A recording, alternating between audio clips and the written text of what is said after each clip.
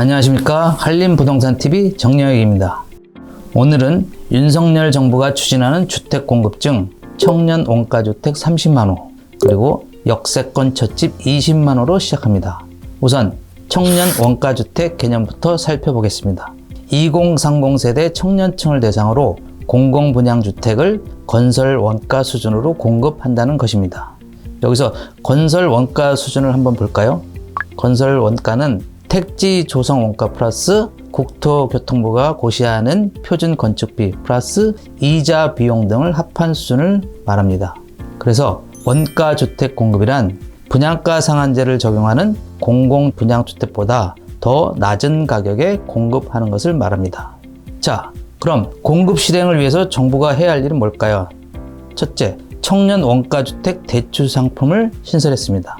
예를 들면 청년 원가주택이 3억 원이면 최초 분양가의 20%, 즉 6천만 원만 지불하고 나머지 80%, 2억 4천만 원은 45년 장기 모기지로 분납하는 형태입니다. 어떻습니까, 구독자 여러분? 청년들에게 상당한 혜택이 아니겠습니까? 로또주택이나 마찬가지죠. 자, 그럼 도대체 어디에 청년 원가주택이 공급될까요? 궁금하시지 않으십니까? 그 답을 한번 알아보도록 하겠습니다. 여러분 잘 아시죠? 문재인 정부 시절에 발표했던 3기 신도시 남양주 왕숙, 하남 교산, 고양 창릉, 인천 계양 등에 공급될 예정입니다. 그리고 광역교통망의 역세권 고밀 복합개발지역 혹은 교통 여건이 양호한 신규 택지 등이 해당됩니다. 다시 말해서 서울과 근거리에 위치한 직주 근접 가능 지역에 공급될 전망입니다. 그 이유는 아주 간단합니다. 3기 신도시나 공공택지의 공공분양주택의 분양가 기준을 감정평가액에서 조성 원가로만 조정하면 되기 때문입니다. 그럼 청년들을 위한 주택 공급을 펼친 문재인 정부와 뭐가 다른지를 한번 알아보도록 하겠습니다. 문재인 정부에서도 과천 주암지구에 신혼희망타운 분양주택이 있었는데요. 미분양 사태가 벌어졌습니다. 이유는 이렇습니다. 첫째, 분양 전용 면적, 즉 46에서 55제곱미터 너무 작아서 신혼부부에게 인기가 없었습니다. 둘째, 수익 공유 조건입니다. 집값의 최소 30%에 해당되는 돈을 연 1.3%의 고정금리로 빌릴 수 있는 점은 좋았지만 분양가의 30%를 의무적으로 수익형 모기지를 통해 대출을 받아야만 합니다.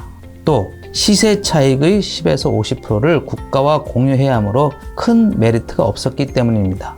즉, 신혼희망타운이 희망이 되지 못했다는 이야기입니다. 이와는 다르게 청년 원가주택은 내 집 마련의 꿈을 실현할 수 있는 정책입니다. 분양가의 20%만 내고 나머지 80%는 45년 장기 저리 대출로 갚아 나가면 됩니다.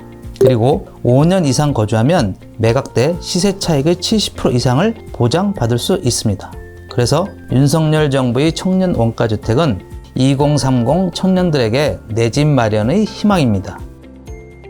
그런데 한 걸음 더 들어가 짚어볼 사항이 있습니다.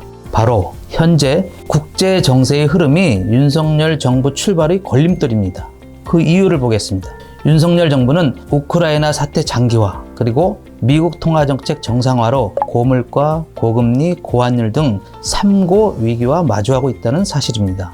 이로 인해서 글로벌 원자재 값 급등과 코로나19 장기화로 국제 공급망 차질로 하반기에 스태그플레이션 우려가 현실화될 것이라는 경고음도 들리고 있습니다. 그럼 건설 현장은 어떨까요?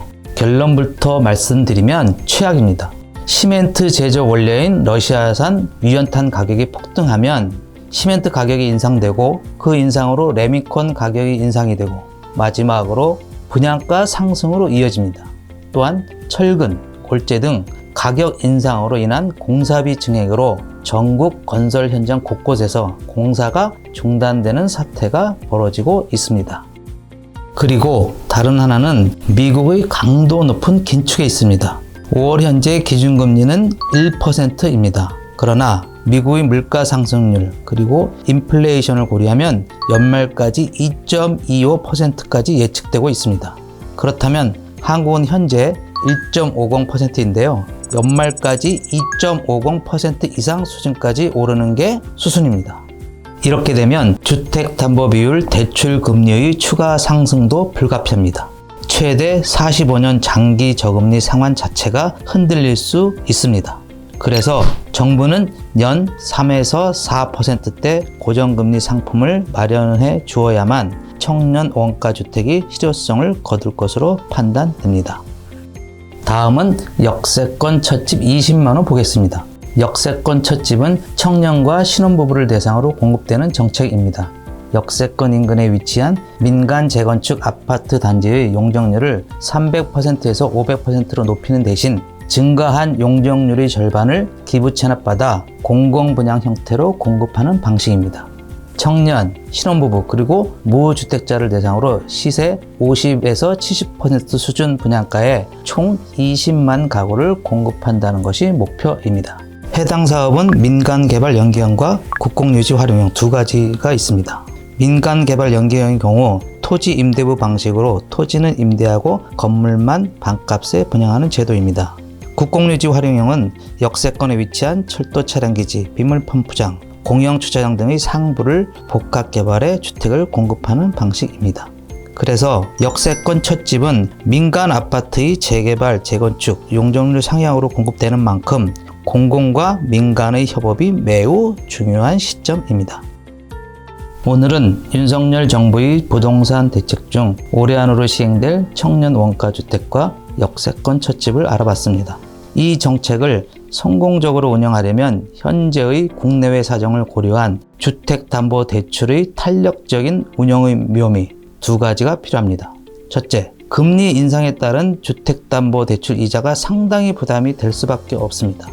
그래서 변동금리 차주들의 이자 부담을 줄이기 위해 변동금리 상품을 고정금리로 바꾸고 금리 수준도 연 3에서 4%로 안심 전환 대출이 필요합니다.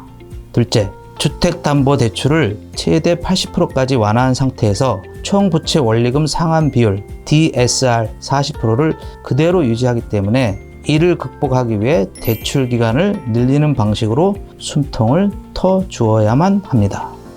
청년층과 무주택 가구를 위한 청년 원가주택, 역세권 첫집의 사전 청약도 조기에 추진할 예정입니다. 특히 파격적 재정 금융 지원, 청년 맞춤형 LTV, DSR 적용, 세제 혜택 등을 통해 기초자산이 부족한 청년도 내 집 마련의 희망을 가질 수 있도록 하겠습니다. 윤석열 정부의 청년 원가주택 그리고 역세권 첫집 이야기는 여기까지입니다.